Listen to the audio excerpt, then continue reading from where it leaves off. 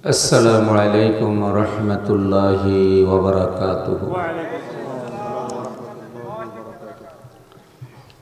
الحمد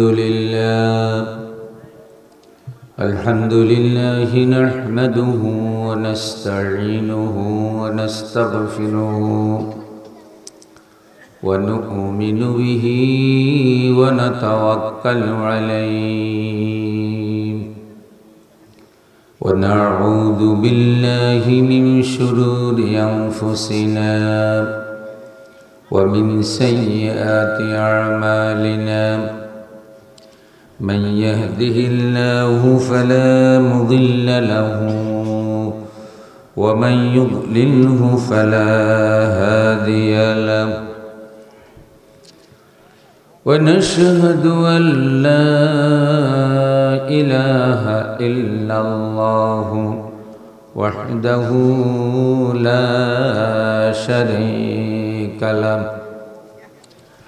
ونشهد أن محمدًا عبده ورسوله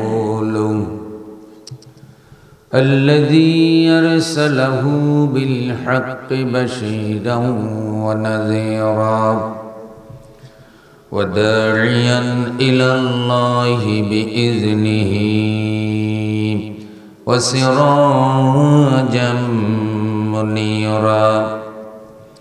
فقد قال الله تبارك وتعالى في كلامه المجيد والفرقان الحميد. أعوذ بالله من الشيطان الرجيم. بسم الله الرحمن الرحيم. إن الذين يكتمون ما أنزل الله من الكتاب ويشترون به ثمنا قليلا أولئك ما يأكلون في بطونهم إلا النار ولا يكلمهم الله يوم القيامة ولا يزكيهم ولهم عذاب أليم. صدق الله العظيم. وعن أبي هريرة رضي الله عنه قال قال رسول الله صلى الله عليه وسلم من سئل عن علم فكتمه ألجمه الله عز وجل بلجام من نار يوم القيامة. رواه أبو داود. محبت সাথে সকলে দুরূদ শরীফ পড়ি। আল্লাহুম্মা সাল্লি আলা মুহাম্মাদিন ওয়া আলা আলি মুহাম্মাদ কামা সাল্লাইতা আলা ইব্রাহিম ওয়া আলা আলি ইব্রাহিম ইন্নাকা হামিদুম মাজিদ। আল্লাহুম্মা বারিক আলা মুহাম্মাদিন ওয়া আলা আলি মুহাম্মাদ كما باركت على إبراهيم وعلى آل إبراهيم إنك حميد مجيد. كلمة لا إله إلا الله لا إله إلا الله لا إله إلا الله لا إله إلا الله لا إله إلا الله لا إله لا ইল্লাল্লাহু মুহাম্মাদুর রাসূলুল্লাহ সাল্লাল্লাহু আলাইহি ওয়াসাল্লাম। ফেনী জেলার ছাগলনাইয়া থানার অন্তর্গত দক্ষিণ মন্দিয়া হযরত খাদিজাতুল কুবরা রাদিয়াল্লাহু আনহা মহিলা দাখিল মাদ্রাসার বাৎসরিক তাফসীরুল কুরআন মাহফিল এর সম্মানিত সভাপতি জনাব মাওলানা মোহাম্মদ ইব্রাহিম ভূঁইয়া সাহেব, বিদ্যুৎসাহী সদস্য, নির্বাহী কমিটি আত্র মাদ্রাসা। এতক্ষণ কোরআন সুন্নাহ থেকে আলোচনা করেছেন বিশিষ্ট আলেমে দ্বীন, কোরআন হাদিসের ইলম চর্চার প্রাণ কেন্দ্র সুফিয়া নুরিয়া ফাজিল মাদ্রাসার সম্মানিত অধ্যক্ষ জনাব মাওলানা মোহাম্মদ রেজাউল হক নিজামী সাহেব হাফেজাহুল্লাহ। আলোচনা করেছেন একজন তরুণ দ্বীনের দায়ী মাওলানা মুফতি ইকরামুল হক সাহেব, মৌলভী শামসুল করিম দাখিল মাদ্রাসা ছাগলনাইয়া ফেনী। মাননীয় প্রধান অতিথি জনাব কাজী কিফায়েতুল্লাহ সাহেব, বিশিষ্ট সমাজসেবক, শিক্ষা অনুরাগী।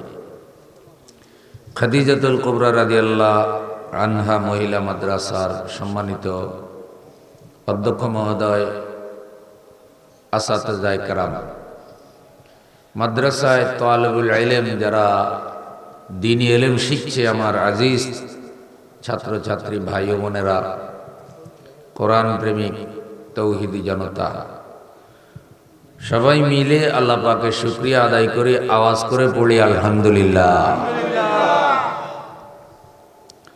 নবী সাল্লাল্লাহু আলাইহি সাল্লামের উপরে দুরূদ সালাম বর্ষিত হোক, যিনি বিশ্ব নবী, শেষ নবী। পৃথিবী আছে যতকাল, তার পৃথিবীতে নবুয়ত জীবিত থাকবে ততকাল।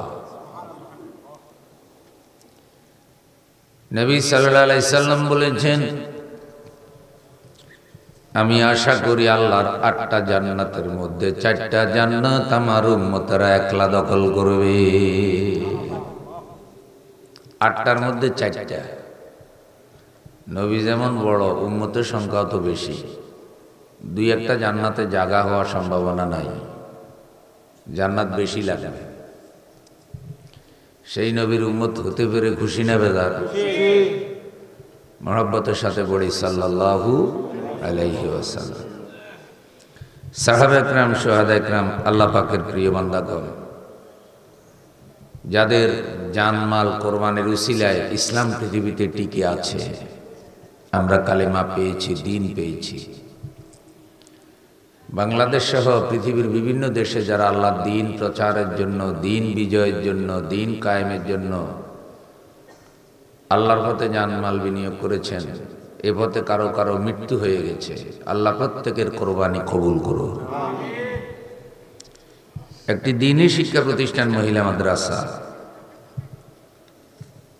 আর এলেমের সাথে সম্পৃক্ত একখানা আয়াতে কারিমা আমি পড়েছি। নবী সাল্লাল্লাহু আলাইহি সাল্লামের অনেক হাদিস থেকে একখানা হাদিস পড়েছি। এটিকে সামনে রেখে কিছু কথা বলার চিন্তা করেছি। আমার জন্য উপকার হয়, আপনাদের জন্য উপকার হয়, আল্লাহ যেন এমন কিছু কথা বলার তৌফিক দান করেন। রব্বি জিদনি ইলমা, রব্বি ইশরাহ লি সাদরি ওয়া ইয়াসসির লি আমরি ওয়াহলুল উকদাতাম মিন লিসানি ইয়াফকাহু কাওলি। আল্লাহ রাব্বুল আলামিন বলেন, ইন্নাল্লাযীনা ইয়াকতুমুনা মা আনজালাল্লাহু মিনাল কিতাব, নিঃসন্দেহে আল্লাহ কিতাবে যা নাজিল করেছেন, এই কিতাবের কথা এলেম যারা গোপন করে, এই কিতাবে আল্লাহ যা নাজিল করেছেন, যারা এই কিতাবের কথা গোপন রাখে, ওয়াশতারুনা বিহি সামানান কালিলা, এবং এই এলেম গোপন রাখার বিনিময়ে কিছু লোকের থেকে সুবিধা গ্রহণ করে। কারণ এই আলেমগুলো যদি হক কথা বলতো, জালেমরা তাদেরকে লাউ কদু কুমড়া খাওয়াইতো না।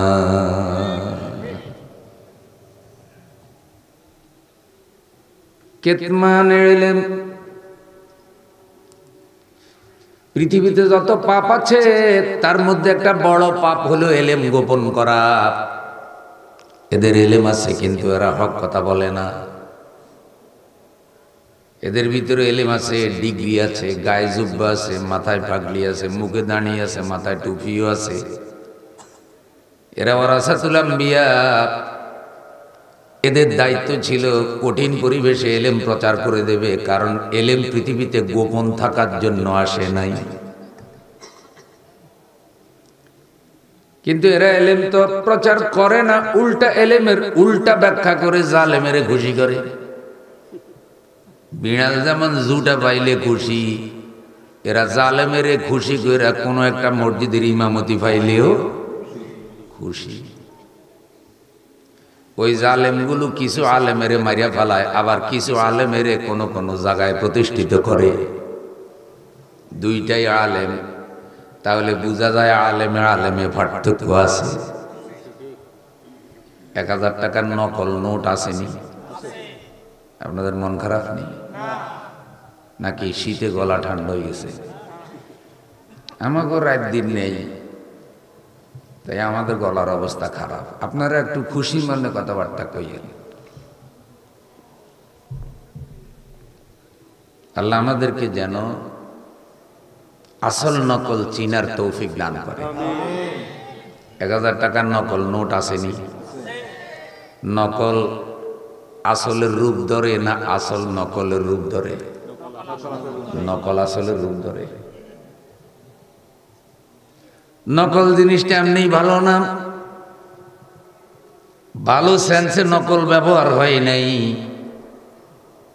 তাই যারা হাসি নকল করে, কাশি নকল করে, সুর নকল করে, স্টাইল নকল করে, দাড়ি নকল করে, টুপি নকল করে, নিয়তের খবর আল্লাহ জানে, কিন্তু তারা আসলের অনেক সময় অপমানও করে।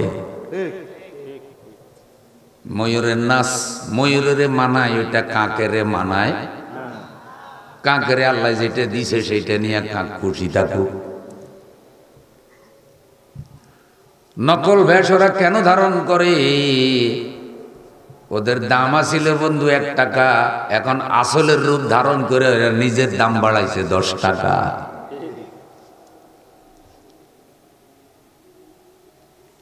নকল 1000 টাকার নোটের 1 পয়সা দাম ছিল না,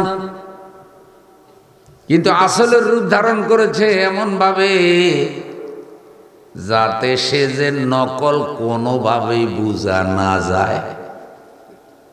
তাই নকলটার ব্যবসা বেশি। যেগুলা নষ্ট হুজুর, এদের জুব্বা দাড়ি ফাগলি আসল হুজুরের থেকেও বড়।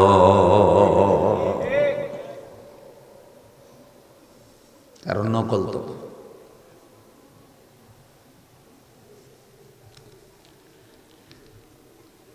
এলেম গোপন থাকার জন্য আসে নাই, এলেম প্রচার হওয়ার জন্য এসেছে।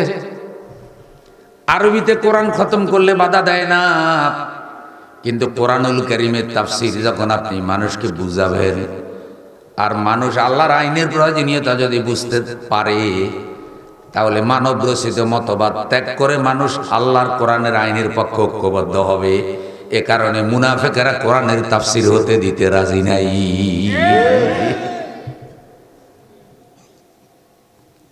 কারণ ওরা জানে পাবলিক যদি কোরআন বুঝে তাহলে তাদের বড় অসুবিধা।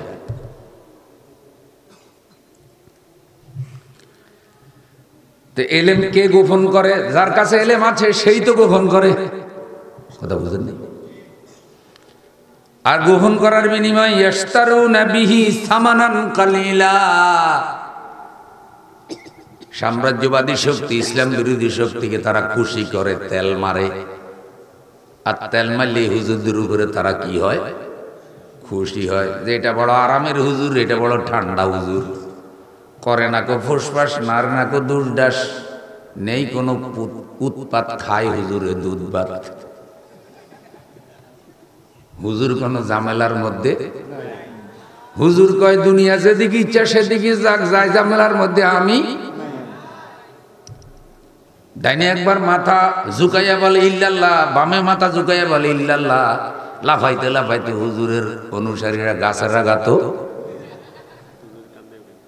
আর জালেমেরা কয় আরো উঠো, লাফাইতে লাফাইতে আকাশে চলে যাও, আমাদের কোনো অসুবিধা। ওই মুরিদেই যদি বলে যে আল্লাহর আইন ছাড়া জমিনে আর কারো আইন চলতে পারে না, তখন দেখবেন জালেম কিন্তু এদেরকেও ছাড়বে না।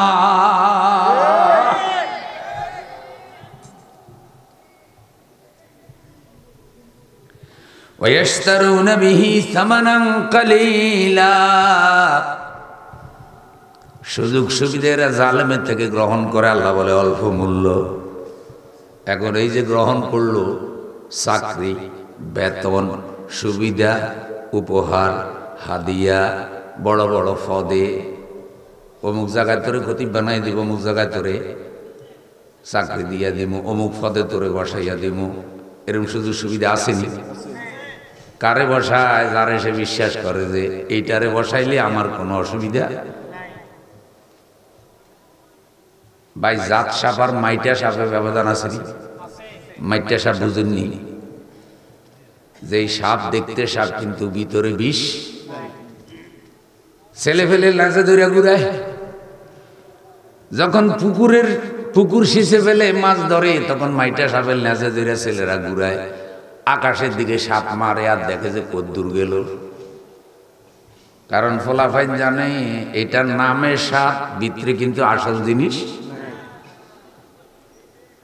কিন্তু যেটা জাত সাপ, ওইটা যদি 1 ফুট 1.5 ফুট হয়, লেজে হাত দিবা সাহস আসেনি, দেখলেই পরে ফুস করে উঠবে। আর যে দেখবে সে বলবে না রে, এইটা কিন্তু আসল সাপ। যেই হুজুরের কাছে এলেম আছে, এলেম বোতা হয়ে গেছে, এলেম জালেমের কাছে বেচা হয়ে গেছে, ওইটা মাইটা সাপ। ওইটা লেজে ধরে জুব্বাই ধরে জালেমেরা ঘুরায়, ওইটা জালেমদের জুতা বহন করে, জালেমদের সামনে কাছু মাছু করে, হক কথা বলার সাহস ওর নাই। ওকে ওয়ারাসাতুল আম্বিয়া, নবীর ওয়ারিস বলা যায় না।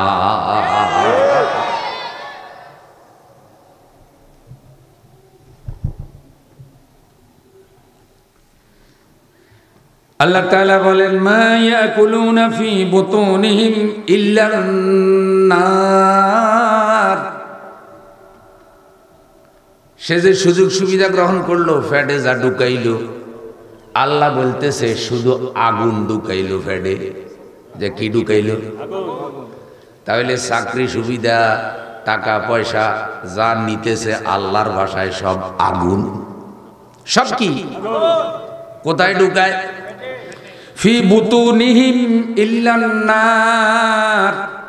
সে তার পেটের মধ্যে আগুন ছাড়া কিছু ঢুকায় না। ওয়ালা ইউকাল্লিমুহুমুল্লাহু ইয়াওমাল কিয়ামা। আর কিয়ামতের দিন এই আলেমের সাথে আল্লাহ কথাও বলবে না। ওয়ালা ইউযাক্কিহিম, তাকে আল্লাহ পবিত্রও করবে না।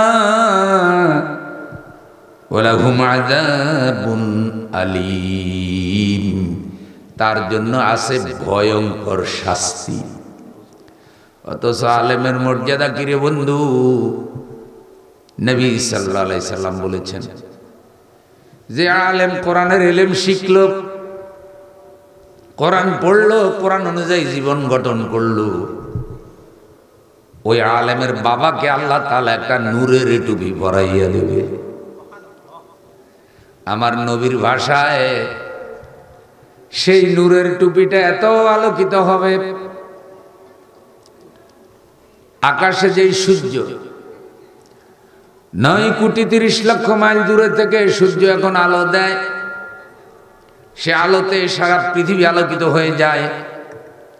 মহানবী বলেন, ওই সূর্যটা ঘরের ভিতরে চলে আসলে যত বেশি আলো হবে, আলেমের বাপকে আল্লাহ যেই নূরের টুপিটা দিবে, এটা তার থেকে কোটি গুণ বেশি আলোকিত হবে। আর এই শীতের মধ্যে সুবহানাল্লাহ ঠান্ডা হয়ে গেছে। জোরে কন্যা আওয়াজ দিয়ে কন্যা। আমার দয়ার নবী মায়ার নবী বলেন, ওয়া সুবহানাল্লাহ ওয়ালহামদুলিল্লাহ তামলাআন আও তামলাউ মা বাইনাস সামাওয়াতি ওয়াল আরদ।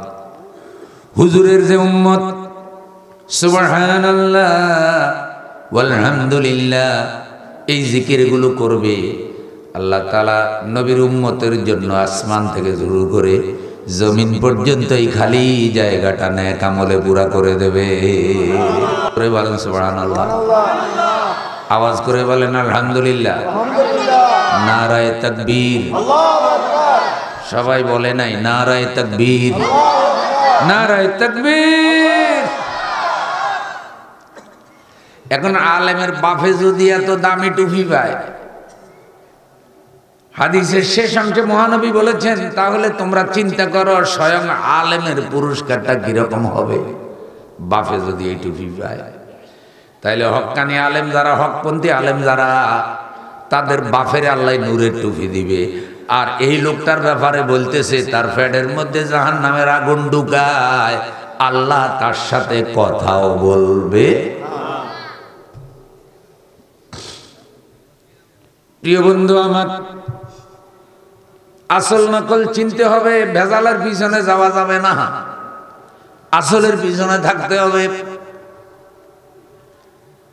আলেমের বাপে যদি নূরের টুপি পায়, তাইলে জালেমের বাপে আগুনের টুপি পাইবার সম্ভাবনা আছে না নাই? হেতে 5-6টা পোলা জন্ম দিছে, সবগুলা জালেম আসেনি? বাজারে বাহাদুরি করে ঘুরে বেড়ায়, মানুষ তাকে ডরে সালাম দেয়, শার্টের বুতাম মারে না, কারণ তার সবগুলা ফোলা সন্ত্রাসী। সন্ত্রাসী ফোলার বাপ হইয়া বাজারে বাপে বাহাদুরি করে, এর থেকে বেশরম বাপ আর হইতে পারে না।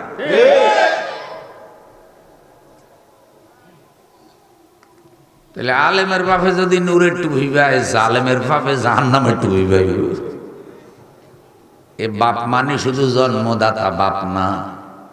তুমি একটা দলের নেতা হইছো, তোমার অধীনে ধরো 5,000 কর্মী আছে, সবগুলারে সন্ত্রাসী তুমি বানাইছো। আবু জেহেল যেমন জাহেলের বাপ, তুমি হইলে এইসব ক্যাডারদের বাপ। 5,000 ক্যাডারে যে ভিডানি খাইব, তুমি একলা সেই ভিডানি খাইবা, কারণ 5,000 ক্যাডারকে জালেম তুমি বানিয়েছ।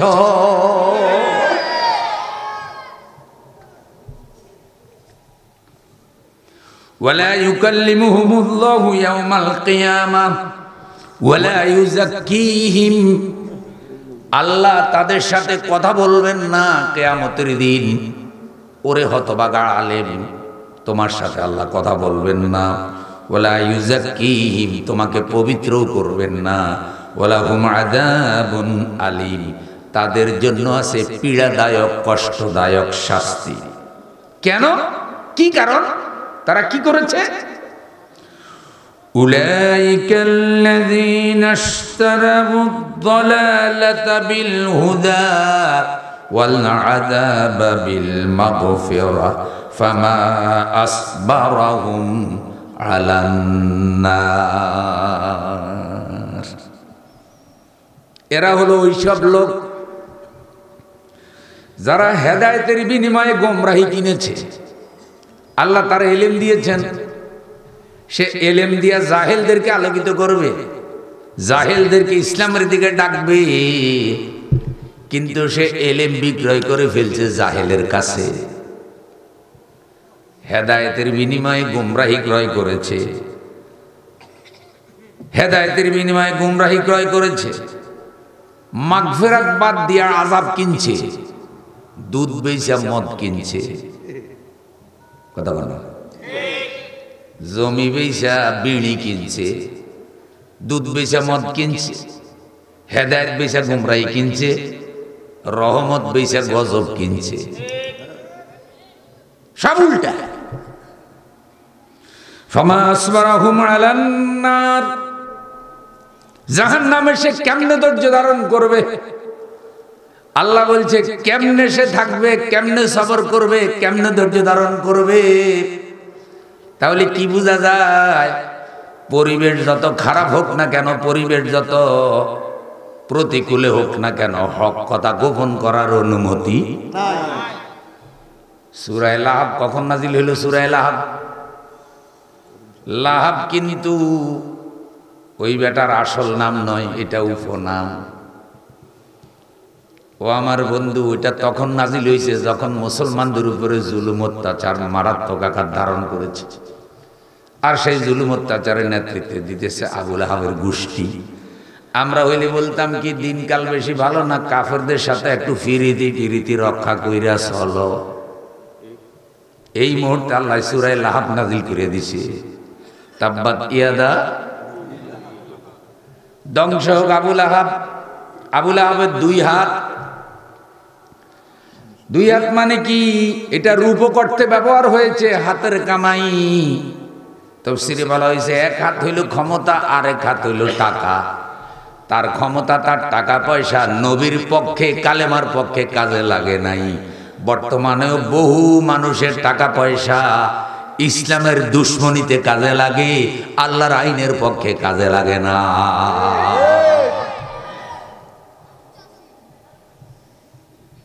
তাহলে আবু লাহাবের চরিত্রের সাথে এদের হালকা পালকা মিল আসেনি? পার্থক্য হলো ওইটা ১৫০০ বছর আগের আবু লাহাব, এটা আধুনিক যুগের ডিজিটাল আবু লাহাব।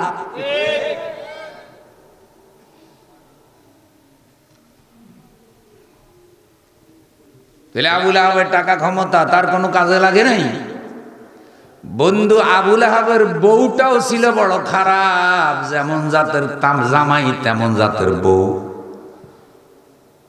মরুভূমিতে বড় বড় কাঁটাওয়ালা গাছ নিয়ে আইসা নবীর ঘরের সামনে কাঁটাগুলি রেখে দিত। হুজুরের পায়ে বিঁধলে আবু লাহাবের বউর মজা লাগতো। কি বোঝা যায়? নবীর কষ্ট দিয়ে আবু লাহাবের গোষ্ঠী মজা পায়।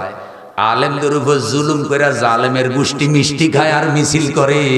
বোঝা যায় আবু লাহাবে ভালোই মিল আছে।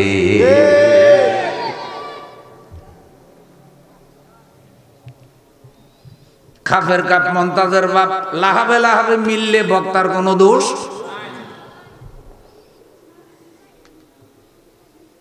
সব শিয়ালের চরিত্র কয় রকম, সব আবু জেহেলের চরিত্র কয় রকম, সব আবু লাহাবের চরিত্র কয় রকম।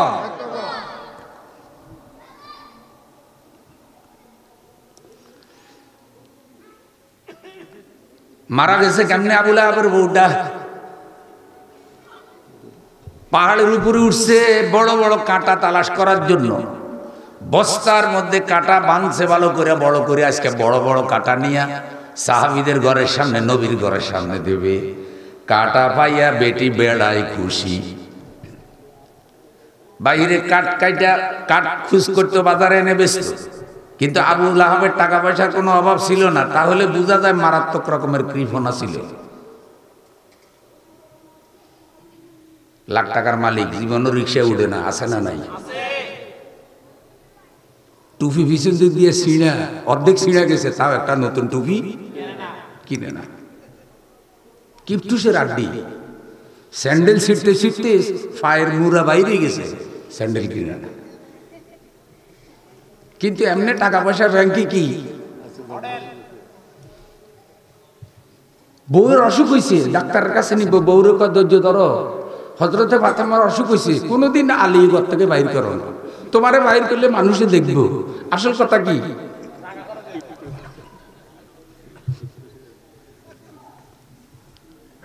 আসেনি এরকম?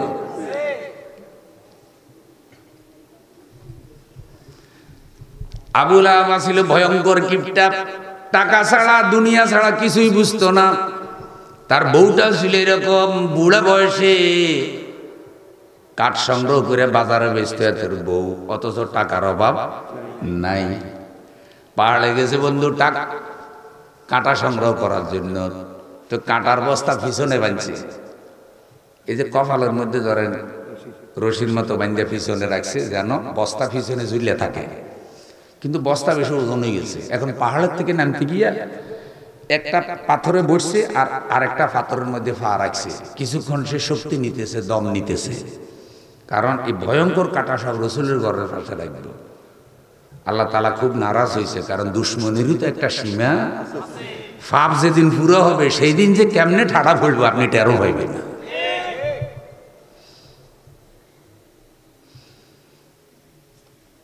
আবু লাহাবের বউর কাছে কেউ নাই, একলা বসে রয়েছে। আল্লাহ তাআলা জিবরাইল আমিন কালে জিবরাইল যেই পাথরের মধ্যে পা রাখছে ধাক্কা দি খালি পাথরটা সরাই দে, বাস এক ধাক্কায় পাথর সরে গেছে। মহিলা চিত্তই পড়ছে, ওই যে রশি বানছিল বস্তা, রশি সাবের লগে নিচে পড়া গলার মধ্যে ফাঁস লাগিয়ে গেছে। ফাঁদে ভরিয়া বগা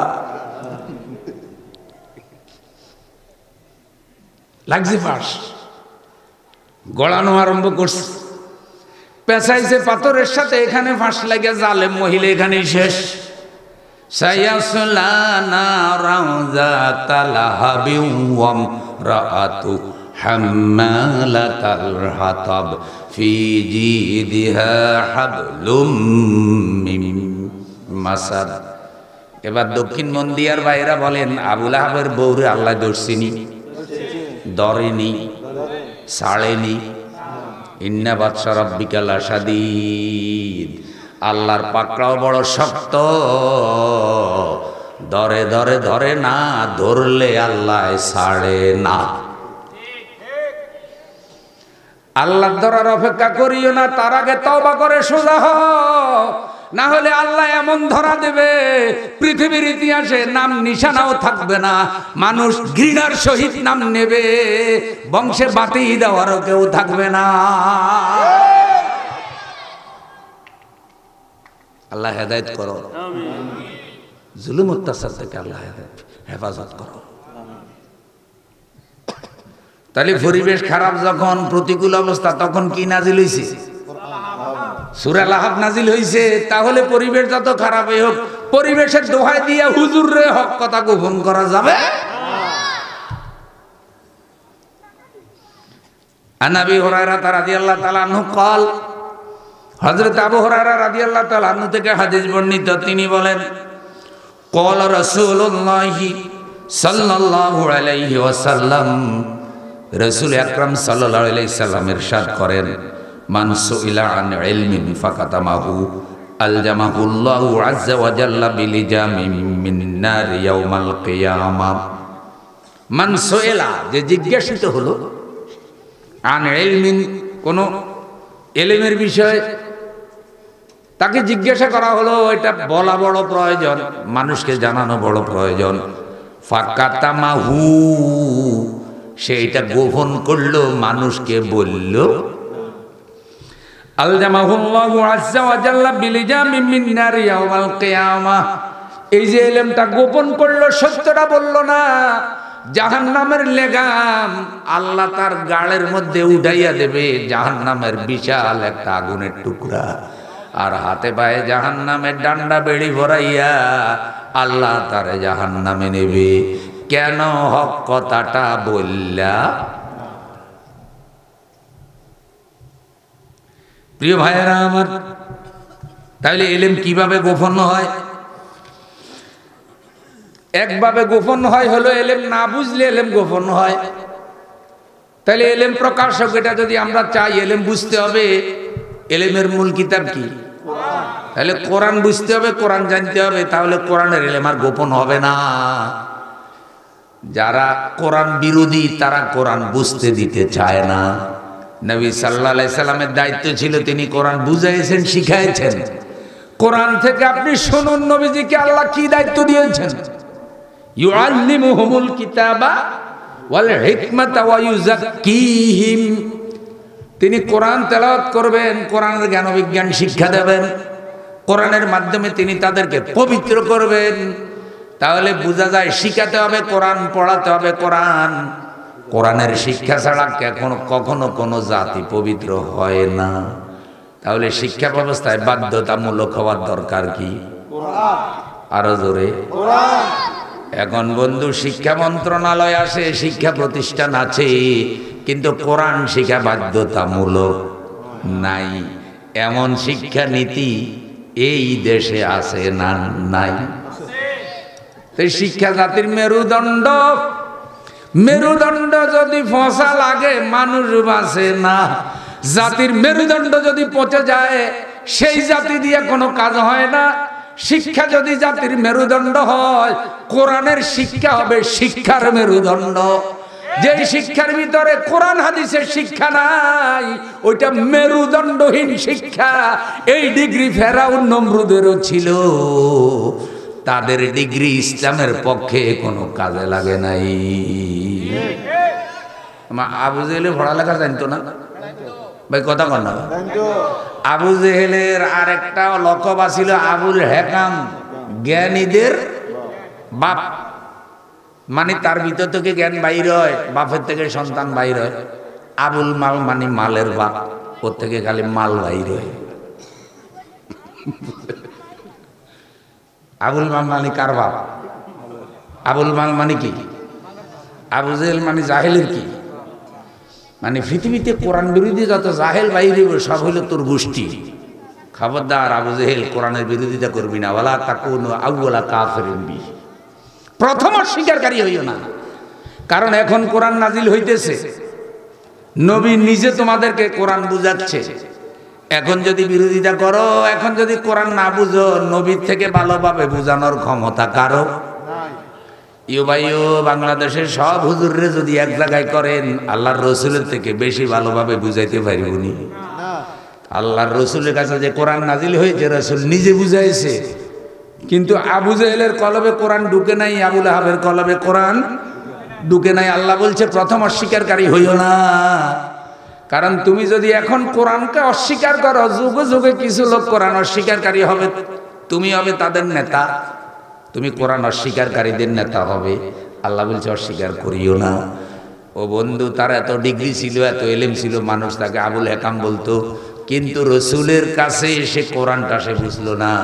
রসুল তাকে উপাধি দিলেন আবু, আরো জোরে আবু অজ্ঞ জাহেল। তাহলে তার ডিগ্রি ছিল কিন্তু কোরআন বুঝা নাই, পড়ালেখা ছিল কোরআন বুঝা নাই, মেধা যোগ্যতা ছিল ইসলামের পক্ষে কাজে লাগাই নাই।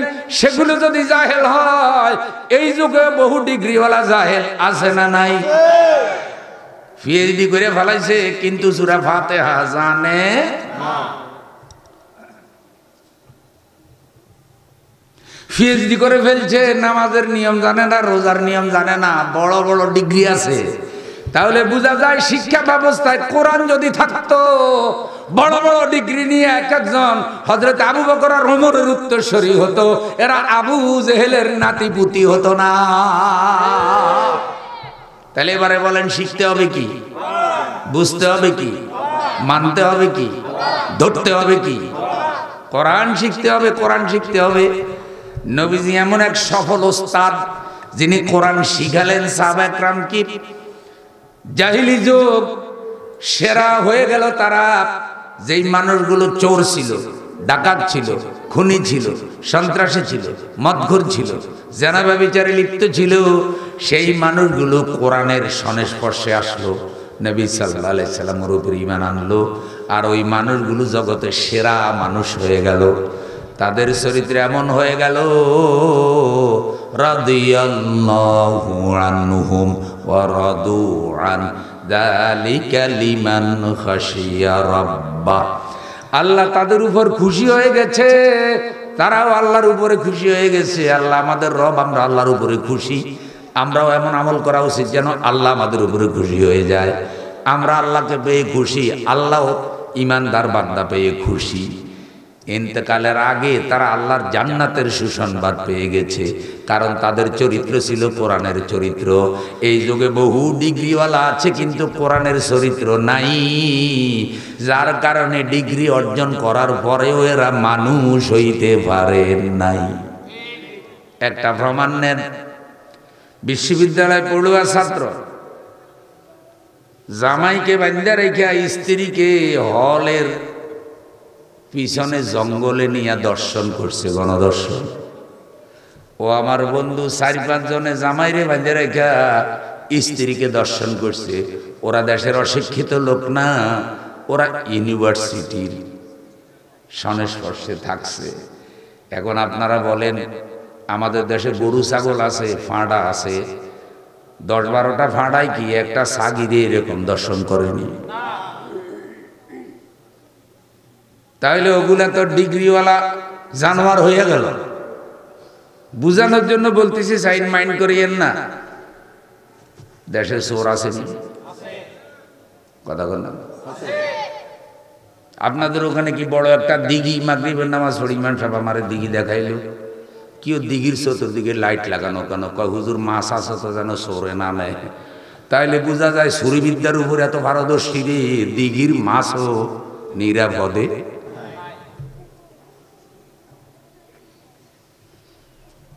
তাইলে আমাকে নেতা ভালোই চিনছে, মানুষ ভাই স্বর্ণের খনি, আমি ভাইছি কথা তো আসা ভাই। জনগণের হাজার হাজার কোটি টাকা চুরি করে বিদেশে নিয়ে গেছে, যা এই দেশের গরু চোরেও করে না।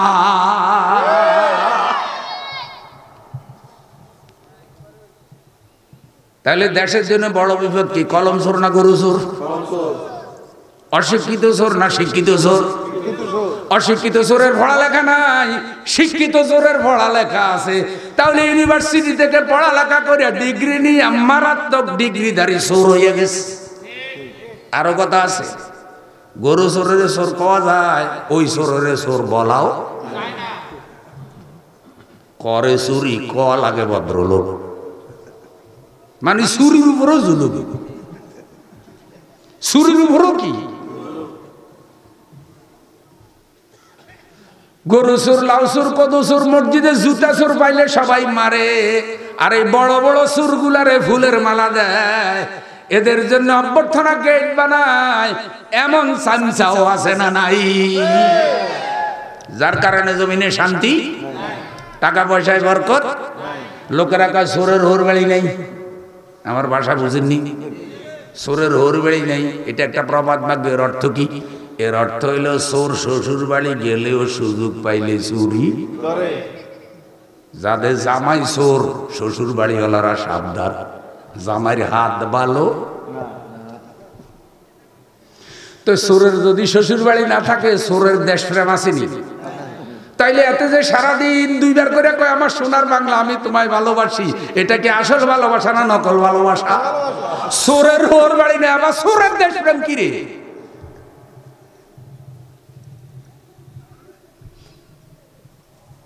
চোর বেড়ালে ভালো করার জন্য কি লাগবে? জোরে কোন কি লাগবে? এদের লোভ লালসার জিব্বে এত বড়, আধা ছটাক চাউলের ভাত খাইতে পারে না, পুরা ফেনী জিলাটা গিল্লা খাইতে চায়। এটা কি অভাব চোর না স্বভাব চোর?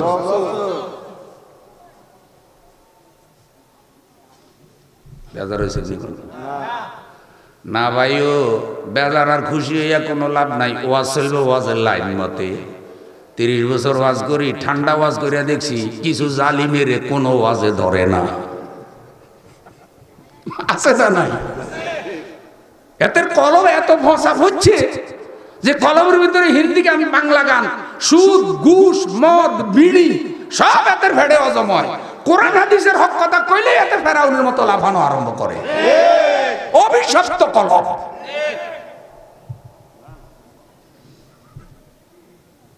আল্লাহ হেদায়েত দাও, আল্লাহ বুঝ দাও। এই খারাপ মানুষগুলো নবীর কাছে এসে ভালো হয়ে গেল।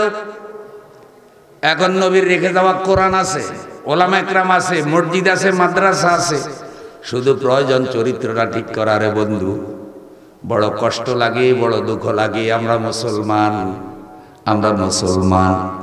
এক সময় সারা পৃথিবীতে সভ্যতা ছিল না। মক্কা মদিনায় যে সভ্যতা তৈরি করেছেন মুহাম্মাদুর রাসূলুল্লাহ সাল্লাল্লাহু আলাইহি সাল্লাম, সারা পৃথিবীর সভ্যতা ইসলামী সভ্যতার কাছে সারেন্ডার করেছে।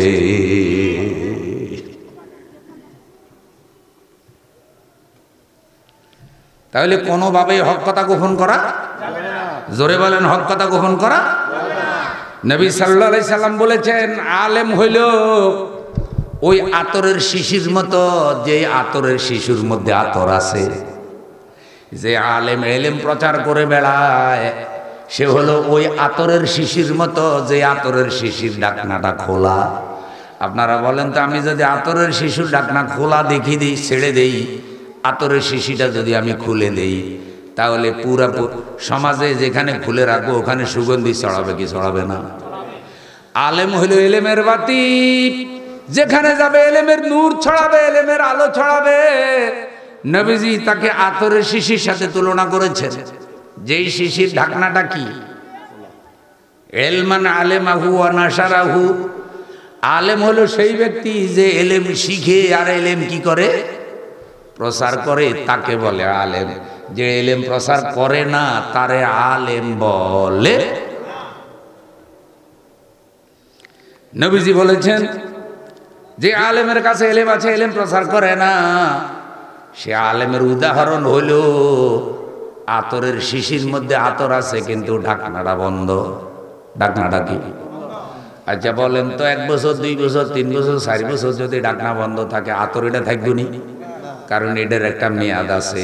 পরে দেখবেন যার আতরের গন্ধ নাই, বাথরুমের গন্ধ হয়ে গেছে। যে আলেম এলেম অনুযায়ী কাজ করে না ওইটার আলেম থাকে না, ওইটা জাহেল হইয়া যায়, জাহেলের থেকেও খারাপ হয়। হাদিস শুনেন, আমার সাথে আছেন তো? আছেন তো? নারায়ে তাকবীর। নবী সাল্লাল্লাহু আলাইহি সাল্লাম বলেন, ক্বালা সালা রাজুলুন নবী সাল্লাল্লাহু আলাইহি সাল্লাম আনিশ শাররি। এক ব্যক্তি রাসূল সাল্লাল্লাহু আলাইহি সাল্লামের কাছে এসে খারাপ মানুষ সম্পর্কে জানতে চাইছে যে খারাপ মানুষ কে। ফাকালা রাসূলুল্লাহ সাল্লাল্লাহু আলাইহি সাল্লাম, লা তাসআলুনি আনিশ শাররি ওয়াসালুনি আনিল খায়রে। আমাকে খারাপ মানুষের পরিচয় জিজ্ঞাসা করিও না, বরং আমার কাছে জানতে চাও যে ভালো মানুষ কে। কারণ নবীজি ভালোটা বলতে পছন্দ করতেন, কিন্তু ওই সাহাবী খারাপটাই জানার জন্য চাইছে। ইয়াকুলুহা সালাসা। নবীজি 3 বার বলছে ভালোটা জানতে চাও। হুজুর আগে খারাপ মানুষের পরিচয়টা বলেন। সুম্মা কালা। অতঃপর নবী সাল্লাল্লাহু আলাইহি সাল্লাম বললেন, আলা ইন্না শাররার শাররে শিরারুল উলামা ওয়া ইন্না খায়রাল খায়রি খিয়ারুল উলামা। রাওয়াহু দারিমি। নবীজি বললেন, সাবধান সাবধান, মানুষের মধ্যে সবচাইতে নিকৃষ্ট হইল নষ্ট আলেম। নষ্ট আলেম, খারাপ হুজুর, খারাপ হুজুর মানুষের মধ্যে সবচাইতে নিকৃষ্ট, আর ভালো আলেম মানুষের মধ্যে উৎকৃষ্ট। সুবহানাল্লাহ। ডিম শক্তিশালী খাবার, ডিম ফসলি খান যাইব নি? এই মাহফিলের মধ্যে একটা ফসা ডিম যদি ভাগে মনে হইবে যেন বাথরুমের টাঙ্কির দরজা খুলে দিয়েছে। এটি হইল ফসা আলেম, নষ্ট আলেম। আমার প্রিয় ভাইরা, ভালো আলেম যারা, দিন শিখেছে যারা, তাদের তুলনা দিয়েছে রাসূল সাল্লাল্লাহু আলাইহি সাল্লাম আকাশের নক্ষত্রের সাথে। মহানবী বলছেন, আকাশের তারকাগুলির মধ্যে নক্ষত্রের মর্যাদা যেমন বেশি, সাধারণ লোকদের মধ্যে কোরআনের একজন আলেমের মর্যাদা ওই রকম বেশি। নক্ষত্রের সাথে কেন তুলনা করলেন? নক্ষত্রের 3টা বৈশিষ্ট্য। একটা বৈশিষ্ট্য হলো আসমানে অন্ধকার রাতে তাকাইয়া দেখবেন তারকাগুলি, নক্ষত্রগুলি কি সুন্দর দেখা যায়, মিটি মিটি মিটি মিটি করে আলো ছড়ায়। আল্লাহ যেন বান্দাদের জন্য আকাশটা ডিজাইন করে দিয়েছে, মানে নক্ষত্রগুলি আকাশের সৌন্দর্য। আচ্ছা, আপনাদের মাথার উপরে যে সামিয়ানাটা আছে, সামিয়ানার মধ্যে হালকা পাতলা কিছু ডিজাইন আসেনি? কি জন্য করছে? বান্দারা বসবে, বসার পরে যেন প্যান্ডেলের সৌন্দর্য বাড়ে, মাহফিলের সৌন্দর্য বাড়ে, কারুকার্য করে দিয়েছে সামিয়ানা। মানুষের মাথার উপরে আল্লাহ সামিয়ানা লাগাই দিয়েছেন, নক্ষত্রগুলো দিয়ে আল্লাহ আসমান সাজাইছে। আল্লাহ রাসূল সাল্লাল্লাহু আলাইহি সাল্লামের উদাহরণটা দেখেন, তারকাগুলি যেমন আসমানের সৌন্দর্য, আলেমরা তেমন জমিনের সৌন্দর্য। আল্লাহ কোরআনের হকপন্থী আলেম দিয়া জমিন সাজাইছে, জমিনের কারুকার্য করেছে আমাদের আল্লাহ। এই হকপন্থী আলেম যখন রাস্তা দিয়ে হেঁটে যায়, মাটি তার জন্য দোয়া করে। তলবুল ইলম যখন কোরআন হাদিসের সহিহ ইলম শিক্ষার জন্য মাদ্রাসার দিকে রওনা হয়, গাছের নিচে দিয়ে গেলে গাছ তার জন্য দোয়া করে, নদীর পাড়ে দিয়ে গেলে, পুকুরের পাড়ে দিয়ে গেলে পুকুরের মাছ, নদীর মাছ দোয়া করে, এমনকি আল্লাহর নবী বলছে গর্তের পিঁপড়া পর্যন্ত দোয়া করে। সুবহানাল্লাহ নাই? তাহলে গর্তের পিঁপড়ার দোয়া পায়, নদীর মাছের দোয়া পায়, পুকুরের মাছের দোয়া পায়, মাটির দোয়া পায়, গাছের দোয়া পায় কে? যে কোরআনের হক এলেম চর্চা করে, এলেম নিয়ে কাজ করে, কোরআনের এলেমের দাওয়াত দেয়, দরসুল কোরআন দেয়, কোরআনের আলোকে সমাজ গঠন করার জন্য, পরিবার গঠন করার জন্য, সমাজ গঠন করার জন্য, জীবন গঠন করার জন্য, কোরআনের নূর দিয়ে সমাজ দেশ রাষ্ট্রকে আলোকিত করার জন্য সার্বক্ষণিক যে কাজ করে, সে পুরা সৃষ্টি জগতের দোয়া পায়। আর জালিমেরা তাকে হিংসা করে, তার উপরে জুলুম করে।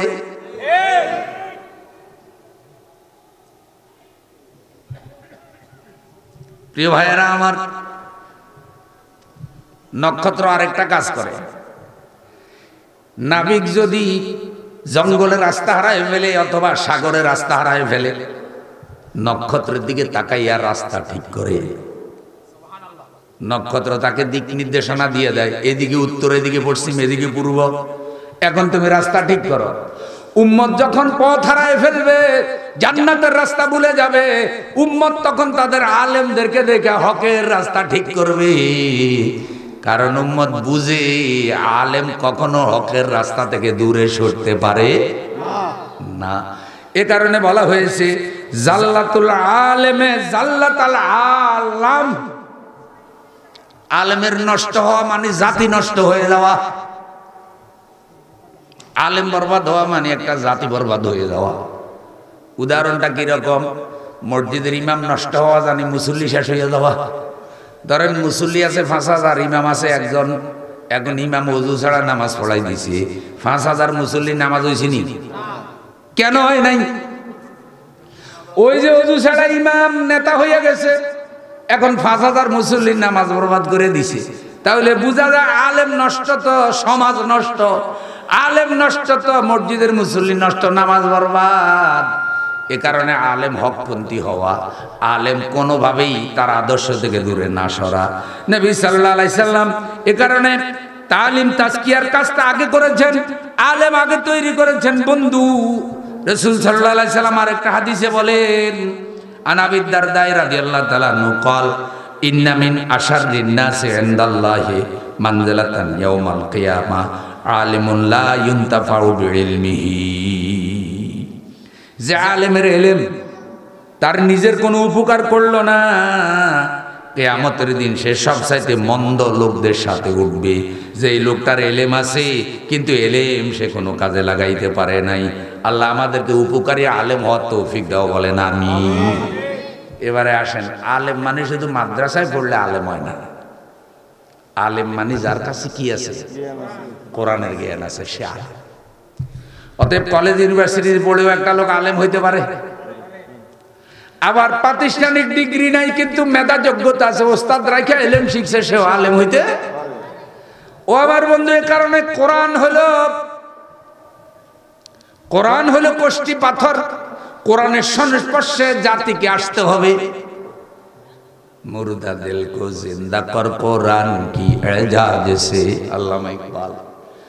मुर्दा दिल को जिंदा कर कुरान की एजाज से, कांफ उठे जालिमो जाबिर तेरी आवाज से।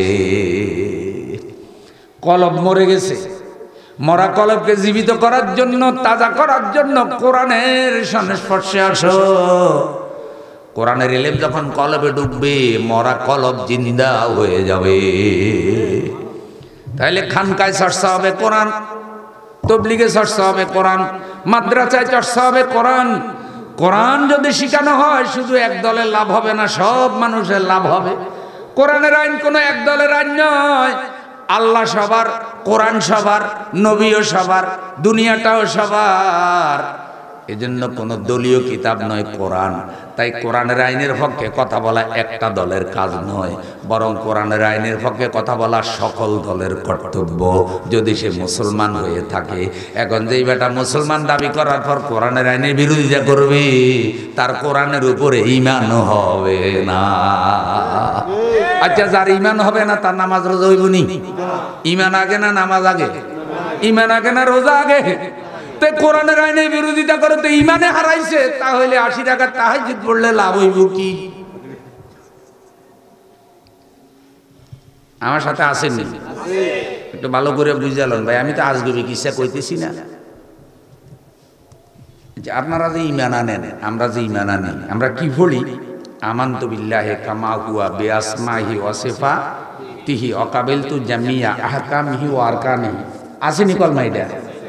আরো অনেকগুলো কলমা আছে, এটা একটা কলমা। এই কালেমার মধ্যে আপনি কালেমায় তাওহীদের উপর, এটা কালেমায় তাওহীদ, একত্ববাদের কালেমা। আপনি ঈমান আনলেন, ঈমান আনলেন, বললেন আমি আল্লাহর উপর ঈমান আনলাম। কেমনে?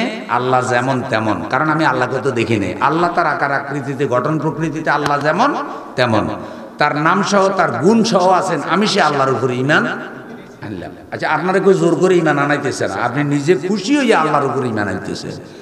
শেষে বলতেছেন অকাবিলতু জামিয়া আহকামিহি ওয়া আরকানিহি, আমি আল্লাহর যাবতীয় হুকুম, আহকাম, আইন কানুন কবুল করে নিলাম।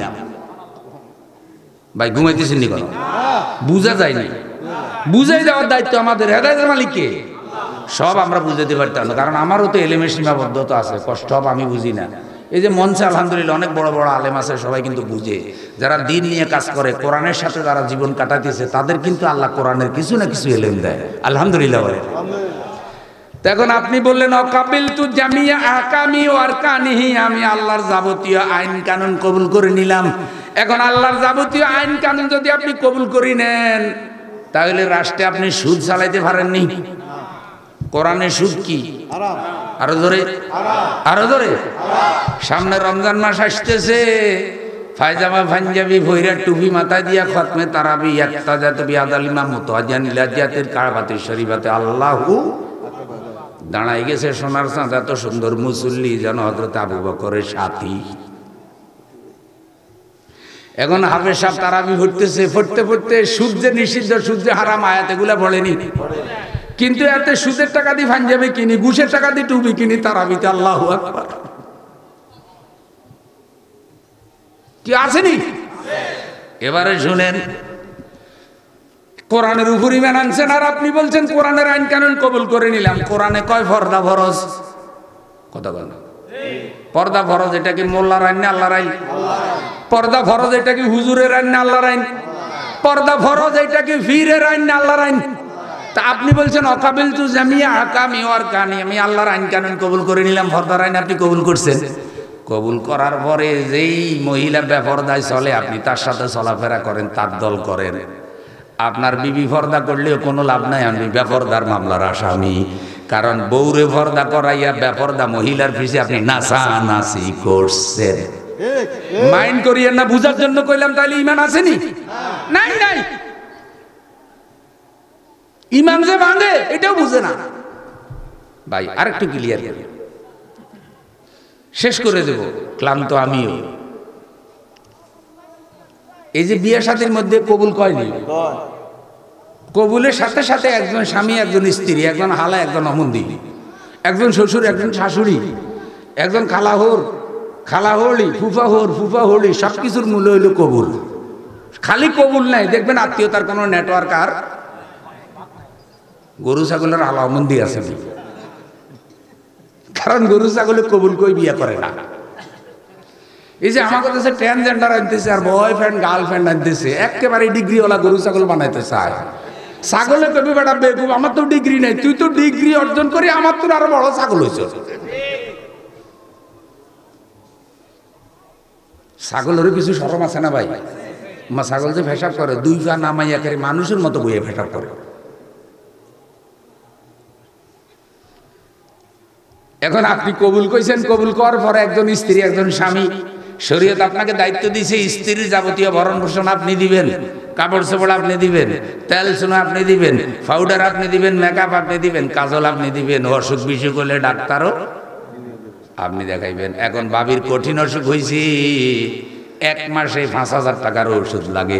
1 মাসের ওষুধ কিনি, কয় কি তোমার ওষুধ তুমি কিনো, আমি কবুলে না কইছি, কবুলের মধ্যে কোনো ওষুধ নাই। আচ্ছা আপনারা কোন তো কবুলের ভিতরে ওষুধ আসেনি? হ্যাঁ ভাবি কইব, কবুল কইছো তুমি, ট্যাবলেট দিব কে? কবুল কইছো তুমি, কাপড় দিব কে? কবুল কইছো তুমি হাসপাতাল বিল দিব কে? কবুল যখন কইছো তখন কি বুঝি শুনি কও না যে আমি যখনই কবুল কমো তখনই তো এই মহিলা যাবতীয় দায় দায়িত্ব আমার উপরে কি? তো তুমি এখন কবুল কইছো, 1 মাসের ট্যাবলেট কিনি কও কবুলের মধ্যে নাকি ট্যাবলেট নাই, কিন্তু আমি তো দেখি তোমার কবুলে খালি ট্যাবলেট না, ট্যাবলেট আছে, শাড়ি আছে, কাপড় আছে, কাইতন আছে, কাজল আছে, লিপস্টিক আছে, নখ পালিশ আছে, ঠোঁট পালিশ আছে, সব কবুলের মধ্যে আসেনি? এখন আপনি কইলেন অকাবিল তু জামিয়া আহকামি ওয়ার কানি, আমি আল্লাহর যাবতীয় আইন কানুন কবুল করে নিলাম। কবুলের মধ্যে সব আছে। নিজে চলবেন কোরআন অনুযায়ী, পরিবার চালাইবেন কোরআন অনুযায়ী, দল চালাইবেন কোরআন অনুযায়ী, গঠনতন্ত্র চালাইবেন কোরআন অনুযায়ী, শিক্ষা ব্যবস্থা চালাইবেন কোরআন অনুযায়ী, আদালত চালাইবেন কোরআন অনুযায়ী, মহিলা চালাইবেন কোরআন অনুযায়ী, পরিবার চালাইবেন কোরআন অনুযায়ী, সংসদ চালাইবেন কোরআন অনুযায়ী, ঘর পরিবার সমাজ রাষ্ট্র টয়লেট বাথরুম খাবার দাবার ছেলে মেয়ে মা বাবা পাড়া প্রতিবেশী সব কিছুর হক আদায়ের বর্ণনা কোরআনে আসেনি? তো যেটা মাত্র বলছেন অকাবিল তু জামিয়া আহকামি ওয়ার কানি, কোরআনের বাহিরে যাওয়ার কোনো অধিকার তো আপনার নাই। তাই এগুলা বুঝার জন্য এলেম লাগবে নি, বুঝ লাগবে নি। ইউআল্লিমুহুমুল কিতাবা ওয়াল হিকমা, আল্লাহ তার পয়গম্বরকে দিয়ে এগুলো শিখাইছে। এগুলো শিখানোর জন্যই খাদিজাতুল কুবরা রাদিয়াল্লাহু তাআলা আনহা মাদ্রাসা। এই মাদ্রাসা যদি না থাকে, মা বোনেরা যদি এগুলাতে পড়ালেখা না করে, মা বোনদের মধ্যে এমনি তো বাংলাদেশে দিনদার মা বোন খুব একটা পাওয়া যায় না। এখন আস্তে আস্তে মহিলা মাদ্রাসা হইতেছে, আস্তে আস্তে মেয়েরা মাদ্রাসা যাচ্ছে, সচেতন হচ্ছে। এখন মা বোনেরাও আল্লাহর কোরআনের পক্ষে আওয়াজ উঠাইতেছে। এ কারণে জালিমেরা হাফ প্যান্ট পরা মহিলারে ধরে না, বোরকাওয়ালা মহিলা দেখলে ধরে, জুলুম করে আসে না না। দেখছে সব ফেরাউনের চরিত্র একরকম, হোক সেটা মুসা যুগের ফেরাউন, হোক সেটা এই যুগের ফেরাউন। তাহলে মাদ্রাসা দরকার আসেনি? কামের কাম করছেন, মাদ্রাসা বানাইয়া লড়াই করেন, সংগ্রাম করেন, যে আদেশ সব হবে। অটোমেটিকলি হযরতে আয়েশার উত্তরসূরি তৈরি হবে, ঘরে ঘরে ইমানদার মা বোন তৈরি হবে। একটা নেককার মেয়ে যখন কারো ঘরের বউ হয়ে যাবে, সে ওই ঘরের মধ্যে একটা দ্বীনি পরিবেশ তৈরি করবে, পুরোটা ঘরের মধ্যে আল্লাহ বরকত দিয়ে দিবে। এখন ঘর সংসার নষ্ট হয়ে যাইতেছে, অধিকাংশ মেয়েদের লজ্জা শরমও চলে যাইতেছে। 18 বছরের মাইয়া 62 বছরের পুরুষ বিয়ে করছে, করছে তো করছে, অসুবিধা না, তুই করছস। সারাদিন অনলাইনে ফিটিস ফিটিস করে আর ফলাফাইনের উস্কানি দেয়, একটারও শরম নাই।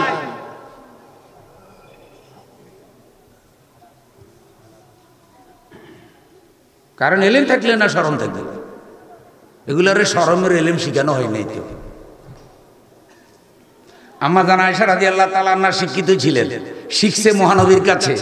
খাদিজাতুল কুবরা রাদিয়াল্লাহু তাআলা আনহা শিক্ষিত ছিলেন, শিখছে মহানবীর কাছে। হযরতে ফাতেমা রাদিয়াল্লাহু তাআলা আনহা শিক্ষিত ছিলেন, শিখছে মহানবীর কাছে। ওস্তাদ আমার নবী, সিলেবাস কি? জোরে কোন? সিলেবাস আল কোরআন। লক্ষ লক্ষ সাহাবী নবীর ছাত্র, একজন উস্তাদ মুহাম্মাদুর রাসূলুল্লাহ সাল্লাল্লাহু আলাইহি সাল্লাম। ছাত্রীগুলা কেমন হইছে রে বন্ধু? হযরতে খাদিজার ব্যাপারে, হযরতে ফাতেমার ব্যাপারে নবীজি কেমন কথা বলেছেন? ফাতেমা তাজ-জাহরা সাইয়্যিদাতুন নিসাই আহলিল জান্নাহ। হযরতে ফাতেমা রাদিয়াল্লাহু তাআলা আনহা আল্লাহর জান্নাতে মহিলাদের নেত্রী হবে। ভাই একটু আওয়াজ দিয়ে কর না সুবহানাল্লাহ। তাইলে আপনাদের দক্ষিণ মন্দিয়ার মা বোনেরা হযরতে ফাতেমার সাথী হিসেবে জান্নাতে যাক, এটা কি চান? তাইলে ফাটাতে হবে কোথায়? ওই খাদিজাতুল কুবরার মধ্যে ফাটাইতে হবে, ঘরের মধ্যে আটকায় রাখলে চলবে না। এখানে ফাটান হযরতে খাদিজার উত্তরসূরি হবে, কোরআন তেলাওয়াত করবে। আল্লাহ নবী বলেছে যেখানে কোরআন হাদিসের চর্চা হয় ওই এলাকার উপরে ডাইরেক্ট আল্লাহর রহমত নাজিল হয় রে বন্ধু। এই জমিন, এই মাদ্রাসার জমিন আপনার জান্নাতের উসিলা হয়ে যাবে। এই মাদ্রাসার জমিনে এমন এলেম চর্চা হবে, এলেমের বরকতে আল্লাহ পুরো এলাকার মুর্দেগানদের কবরের আযাবও মাফ করে দিতে পারে। নারায়ে তাকবীর। ভাই হযরতে ফাতেমার 2টা ছেলে, নাম কি? দিন শিখছে, চরিত্র শিখছে নবীর কাছে, হযরতে আলীর কাছে শিখেছে। হযরতে আলী এমন জ্ঞানী মানুষ, চিকন চিকন এলেম ছিল তার, কেমন সন্তান আল্লাহ তারে দিলেন, আল হাসান আল হুসাইন সাইয়্যিদা শাবাবে আহলিল জান্নাহ। হযরতে হাসান হুসাইন যুবকদের নেতা হবে জান্নাতে, মা যুবকদের নেত্রী হবে, ছেলেরা যুবকদের নেতা হবে। হাসান হুসাইনের নানা মুহাম্মাদুর রাসূলুল্লাহ সাল্লাল্লাহু আলাইহি সাল্লাম, হাসান হুসাইনের নানি হযরতে খাদিজাতুল কুবরা রাদিয়াল্লাহু আনহা। আপনারা দেখছেন নি বংশ নামাটা কত দামি। আমার বন্ধু হুসাইন এমন শিক্ষা পেয়েছেন, কারবালার ময়দানে দেহটা টুকরা টুকরা করা হয়েছে, দেহ থেকে মাথাটা বিচ্ছিন্ন করে ফেলা হয়েছে, তীরের আঘাত তরবারির আঘাত মিলাইয়া ৭৩টা আঘাত হযরতে হুসাইনের দেহে করা হয়েছে। আপনারা একটু কল্পনা করেন, একটা দেহের মধ্যে ৭৩টা আঘাত যদি হয়, ওই দেহের কোনো জায়গা আঘাতের বাকি ছিল না। ১৭ জন আহলে বাইতের সদস্য সহ ৫৬ জন সাহাবী সহ ৭০ জনের বেশি শহীদ হয়েছে কারবালায়। হযরত হুসাইনের মাথাটা দেহ থেকে আলাদা করিয়া সীমার, হুসাইনের কাটা কল্লার ভিতরে রশি ঢুকাইয়া, গলার ভিতরে রশি ঢুকাইয়া মুখ দিয়ে বের করছে। গরুর গলায় যেভাবে ঘন্টা বাঁধে, এইভাবে হযরত হুসাইনের কাটা মাথাটা উটের গলায় বাইধা সীমার উটের উপরে উঠে বসছে। আর ওই কারবালার ময়দান থেকে উট চালাইয়া গভীর রাতে এজিদের দরবারে রওনা হয়েছে সীমার। আমার নবীজিকে স্বপ্নে দেখে হযরত আব্দুল্লাহ ইবনে আব্বাস রাদিয়াল্লাহু তাআলা আনহু, নবীজি বড় পেরেশান, নবীজির দাড়ির মধ্যে ধুলাবালি লাগানো, নবীর চেহারা উস্কো খুস্কো, হাতের মধ্যে একটা বোতল, বোতলের মধ্যে লাল রঙের পানি। স্বপ্নের মধ্যে নবীজি সাহাবী জিজ্ঞাসা করলেন, নবী আপনাকে এত পেরেশান মনে হয় কেন? কোন পাষণ্ড আপনার দাড়ির মধ্যে ধুলাবালি লাগাইয়া দিল?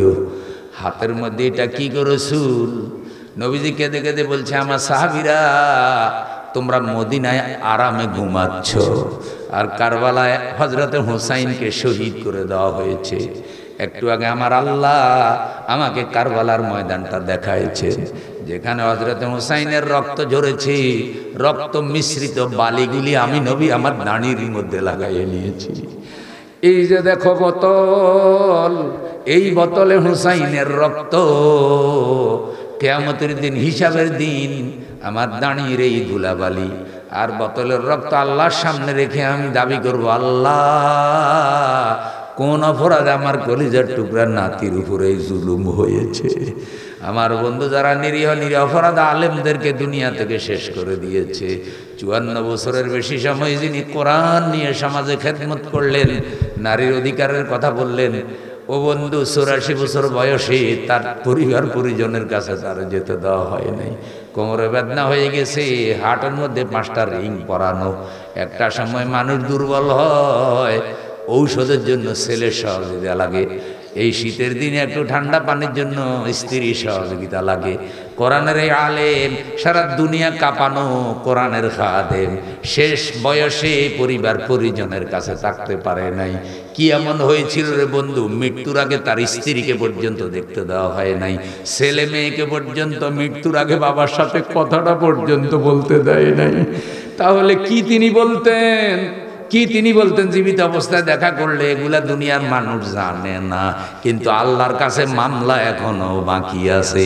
বিচার শেষ হয় নাই রে, আসল বিচার এখনো বাকি।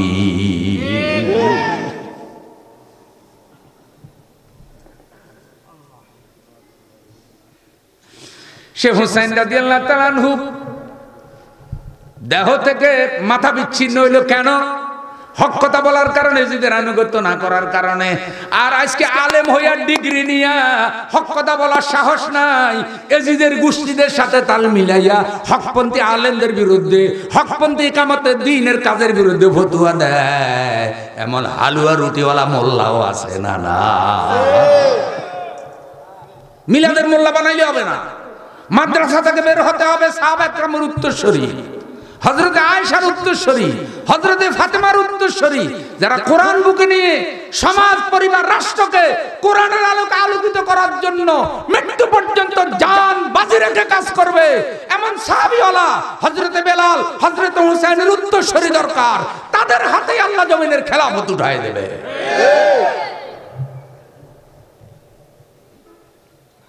তাইলে ইলমের দরকার আছে নি? ইলমের দরকার আছে, ইলম ছাড়া হবে না। এই জন্য আল্লাহ তাআলা নামাজের আয়াত আগে নাজিল করে নাই, রোজার আয়াত আগে নাজিল করে নাই, হজের আয়াত আগে নাজিল করে নাই, আগে ইলমের আয়াত নাজিল করছে।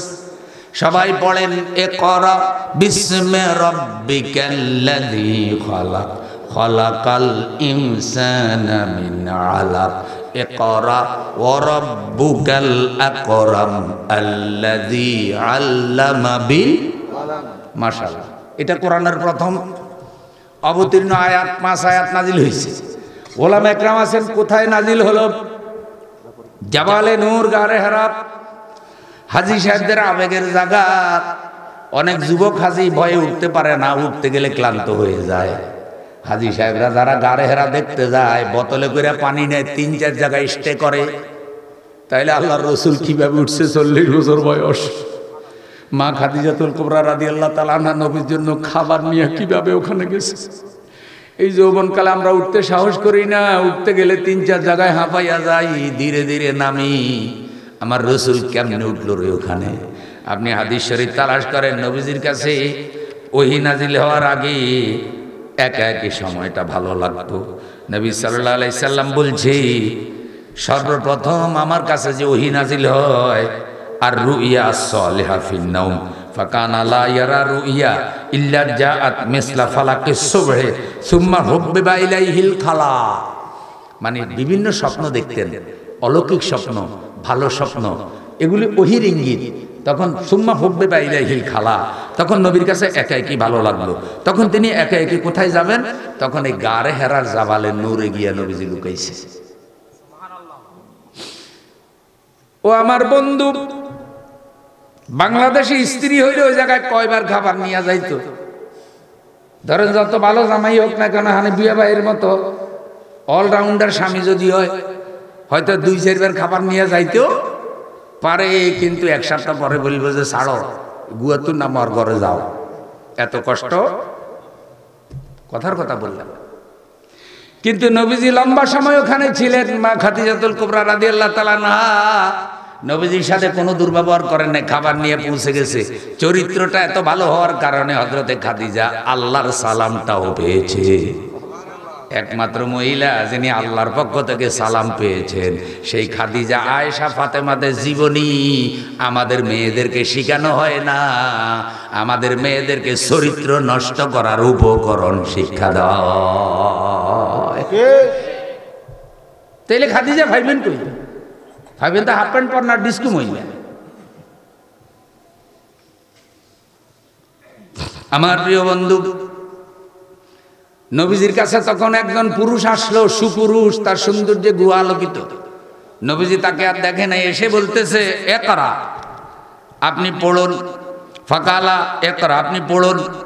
ফাকালা কুলতু মা আনা বেকারিন, নবীজি বলেন আমি বললাম আমি তো পড়তে জানি না। ফাখাজানি ফাগাত্তানি হাত্তা বালাগা মিন্নিল জুহুদ, নবীজি বলছে যিনি আসলেন, ঘটনা ঘটতেছে মন দিয়ে না গারে হারায়। রমজান মাস, কোন মাস? রমজান মাস ওহী নাজিলের মাস, রমজান মাস কোরআন নাজিলের মাস, রমজান মাস দিন বিজয়ের মাস। বদরের যুদ্ধ বিজয় রমজান মাসে হয়েছে। বদরের যুদ্ধে যদি মুসলমানরা পরাজিত হইতো, আজকে বদরের যুদ্ধ থেকে ইসলাম মন্দিয়া পর্যন্ত আসতো না। নবীজি বলছে আমি পড়তে জানি না। এবার ধরছে, নবীজিরে জড়াই ধরছে, বুকের সাথে বুক মিলাইছে। আল্লাহু আকবার বলেন। রব্বি জিদনি ইলমা, পড়েন রব্বি জিদনি ইলমা, রব্বি জিদনি ইলমা, রব্বি ইয়াসসির ওয়ালা তুআসসির ওয়া তাম্মিম আলাইনা বিল খায়র। বলেন আমিন। আল্লাহর কাছে দোয়া করবেন, আল্লাহ আমার জেহান খুলে দাও, জেহান খুলে দাও। এরপরে কোরআন অধ্যয়নে বসবেন, দরসুল কোরআনে বসবেন, দরসুল হাদিসে বসবেন, ইসলামী সাহিত্য পড়বেন। মনে রাখবেন শিক্ষার কোনো বয়স নাই। একামতে দিনের সাথে থাকেন, মৃত্যু পর্যন্ত প্রশান্তিতে থাকবেন। আল্লাহর কাছে বলতে পারবেন আল্লাহ জালেমের জুলুমে নিষ্পেষিত ছিলাম, চতুর্দিকে পাপের সয়লাভ ছিল, কিন্তু আল্লাহ মৃত্যু পর্যন্ত তোমার কোরআনের রাজ কায়েমের সংগ্রাম ছাড়ি নেই। আল্লাহ বাতিল মতবাদের বিরুদ্ধে চেষ্টা করেছি। আল্লাহ হারাম অর্থনীতি দেশে প্রতিষ্ঠিত ছিল, সেই অর্থনীতিতে আমিও চলছি, কিন্তু অর্থনীতি পরিবর্তন করে হালাল অর্থনীতি প্রতিষ্ঠার কাজ করেছি। আল্লাহ জালেমের জুলুমে আমরা থেমে যাই নাই, আল্লাহ দ্বীনি প্রতিষ্ঠান বানাইছি। হযরতে খাদিজার উত্তরসূরি, হযরতে আয়েশার উত্তরসূরি তৈরি করার জন্য আল্লাহ মৃত্যু পর্যন্ত চেষ্টা করেছি। জালেম প্রতিহত করার চেষ্টা করেছে। এই দুর্বল দেহ নিয়ে, দুর্বল শক্তি নিয়ে, দুর্বল গলা নিয়ে আল্লাহ কাজ করেছি। এই উসিলা আল্লাহ মাফ করে দাও। আল্লাহ যদি এই উসিলা মাফ করে দেয় আমরা সবাই সফল। যদি আল্লাহ মাফ না করে তাহলে উপায় মাসালা হলো ইসলাম বিরোধী কোনো দল মত বা সমর্থন করতে পারবে না। কারণ সমর্থন যদি করেন, ওদের ভিতরে যদি থাকেন, তাহলে ওদের সাথে আপনার ভাষা হবে, ওদের কলমের সাথে আপনার কলম মিলে যাবে, ওদের আত্মার সাথে আপনার আত্মা মিলে যাবে। আপনার ঘরে কোরআন থাকলেও হেদায়েত পাইবেন না, আপনার আলমারিতে কোরআন থাকলে আপনি কোরআন বিরোধী, কোরআনের মামলার আসামি। আল্লাহ আমাদের বুঝ দাও। তো নবীজির বুকের সাথে জড়াই ধরছে, জিবরাইল আমিনের বুকের সাথে নবীজির বুক যখন লেগেছে, আরশে আজিম থেকে আমার আল্লাহ নবীজির কলবে এলেম ঢেলে দিয়েছে। আল্লাহু আকবার বলেন। নবীজি যে এলেম পেয়েছে, এই এলেমটা কোনো মাদ্রাসা থেকে অর্জন করা এলেম না, এই এলেম হলো দান করা এলেম। আর নবীজির এলেমটা দান করছে কে? একটু ভালো করে খেয়াল করেন, পৃথিবীতে নবীজির কোনো ওস্তাদ নাই, পৃথিবীতে নবীজির কোনো বিশ্ববিদ্যালয় নাই। যদি কোনো ওস্তাদ থাকতো, ওস্তাদে বাহাদুরি করতো আর বলতো মুহাম্মদকে আমি পড়াইছি, মুহাম্মদ এত ভালো মেধাবী কারণ আমার ছাত্র। নাউজুবিল্লাহ। কোন বিশ্ববিদ্যালয়ে যদি নবী পড়ালেখা করতেন, ওই বিশ্ববিদ্যালয় বলতো বিশ্ব নবী আমাদের বিশ্ববিদ্যালয় থেকে পাশ করা। এই জন্য আল্লাহ নবীজিকে কারো ছাত্র বানায় নাই, কারো কাছে পড়ালেখা শিখায় নাই। তাহলে পড়ালেখা কে শিখাইছে? আল্লাহ নিজে শিখাইছে। তাহলে আল্লাহর তত্ত্বাবধানে যিনি শিখেছেন, তার থেকে সেরা শিক্ষা আর কারো হতে পারে না।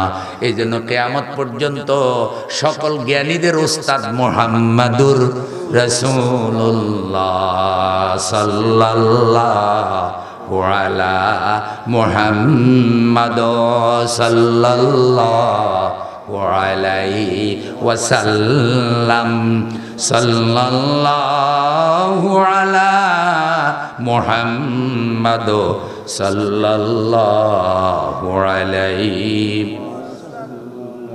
এখন নবীজিকে পড়ানো আরম্ভ করছে। কি পড়ায়?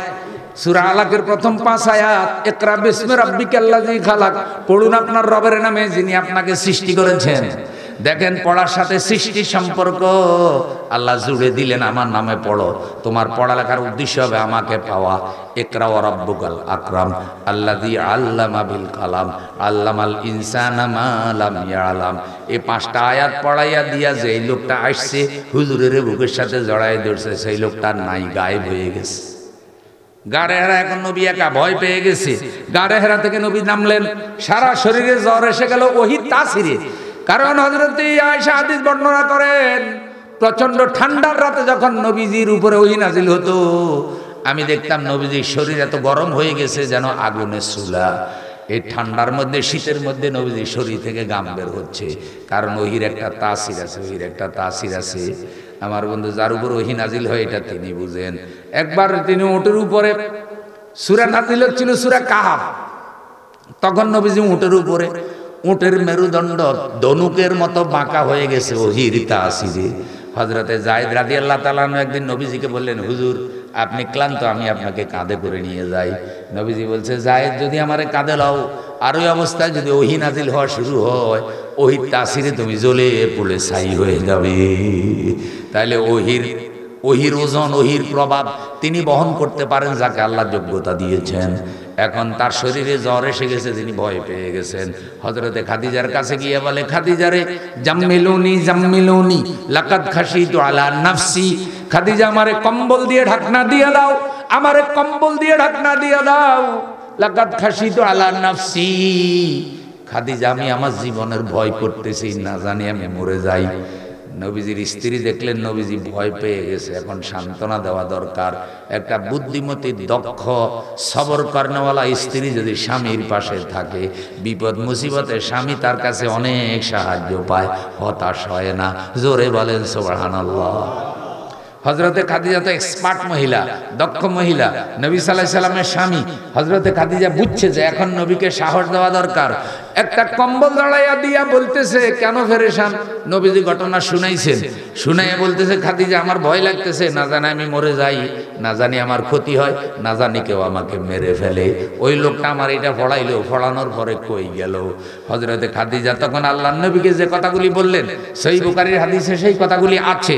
কাল্লাহে ওয়াল্লাহি মা ইউকজিকাল্লাহু আবাদা ইন্নাকা লাতাসিলুর রাহিমা ওয়া তাহমিলুল কাল্লা ওয়া তাকসিবুল মাদুমা ওয়া তাকরিউদ দাইফা ওয়া তুইনু আলা নওয়াইবিল হক, রাওয়াহুল বুখারী। হযরতে খাদিজা বলছেন, নবী ভয় পাবেন না, চিন্তা করবেন না, স্বামী ভয় পাবেন না, চিন্তা করবেন না, বরং আমি আল্লাহর কসম করে বলি আপনার ক্ষতি করার ক্ষমতা দুনিয়ার কারোর নাই। জোরে কোন সুবহানাল্লাহ। এই বিশ্বাস কার ছিল? খাদিজার। কার ছিল? যে আমি আপনাকে সাহস দিচ্ছি, শুনেন, আমি আপনার স্ত্রী হিসাবে বলছি, আপনার ক্ষতি করার ক্ষমতা দুনিয়ার কারো নাই, আপনি ভয় পাবেন না, শক্ত হন, সাহস হন। এত পেরেশান কেন? নবীজি বলছে, খাদিজারে তুমি কেমনে বললে যে আমার ক্ষতি করার ক্ষমতা দুনিয়ার কারো নাই? তুমি এটা কেমনে বললে? হযরতে খাদিজা বলছে, আপনার 5টা বৈশিষ্ট্য। ইন্নাকা লাতাসিলুর রাহিমা, আপনি আত্মীয়দের সাথে ভালো ব্যবহার করেন। সুবহানাল্লাহ। আল্লাহ আমরা যেন আত্মীয়দের সাথে ভালো ব্যবহার করতে পারি, কবুল করুন মালিক। যেদিন বিয়ে হয় ওলামা একরাম বিয়ার খুতবা পড়ে, হাদিস পড়ায়, সহিহ মুসলিমের হাদিস, সেই দিন একে অপরের নতুন আত্মীয় হয়। আল্লাহ তখন আত্মীয়তাকে আরশের নিচে ঝুলাইয়া দেয়। ঝুলাইয়া দিয়া ফেরেশতারা বলে, তোমরা একে অপরের আত্মীয় হইছো, এই যে আরশের নিচে আত্মীয়তাকে ঝুলাই দেওয়া হয়েছে। ইচ্ছা হলে আত্মীয়তা ঠিক রেখে জান্নাতে যাইতে পারো, ইচ্ছা না হলে আত্মীয়তার সম্পর্ক কর্তন করে জাহান্নামেও যাইতে পারো। তাহলে বোঝা যায় আত্মীয়র হক আদায় করাটা জান্নাতে যাওয়ার উসিলা।